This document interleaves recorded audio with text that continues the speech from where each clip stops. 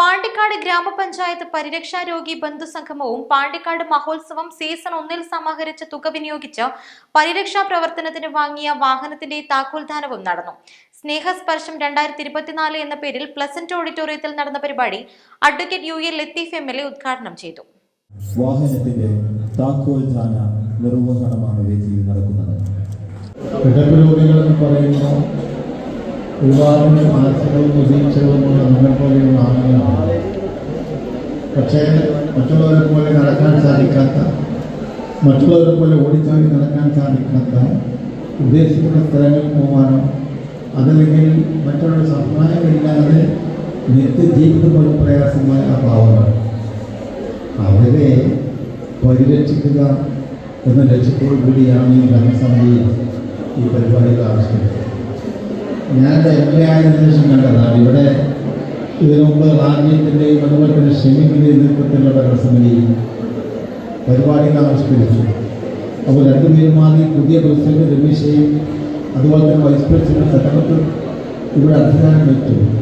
യാതൊരു വ്യത്യാസവുമില്ലാതെ അവർ മാറിയത് പോലും ജനങ്ങളറിയാതെ അതേ പരിപാടികൾ തുടരുന്നു. അവരും ആ രീതിയിൽ വളരെ ആത്മാർത്ഥതയോടുകൂടി നിങ്ങളെ സംരക്ഷിക്കുന്നതിന് വേണ്ടി മറ്റുള്ളവരെ പോലെ ഓടിച്ചാടി നടക്കാൻ സാധിക്കാത്ത, ഉദ്ദേശിക്കുന്ന സ്ഥലങ്ങളിൽ പോവാനോ അതല്ലെങ്കിൽ മറ്റുള്ളവരുടെ സഹായമില്ലാതെ നിത്യജീവിതത്തിന് പോലും പ്രയാസപ്പെടുന്നവരെ പരിരക്ഷിക്കുക എന്ന ലക്ഷ്യത്തോടെയാണ് ഭരണസമിതി ഈ പരിപാടി ആവിഷ്കരിച്ചിട്ടുള്ളത്.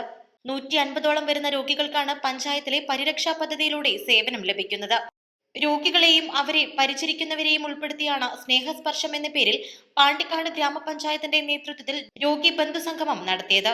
പാണ്ടിക്കാട് മഹോത്സവം സീസൺ 1 സമാഹരിച്ച തുക വിനിയോഗിച്ച് പരിരക്ഷ യൂണിറ്റ് 2 വാങ്ങിച്ച വാഹനത്തിന്റെ താക്കോൽദാനവും ചടങ്ങിൽ നടന്നു.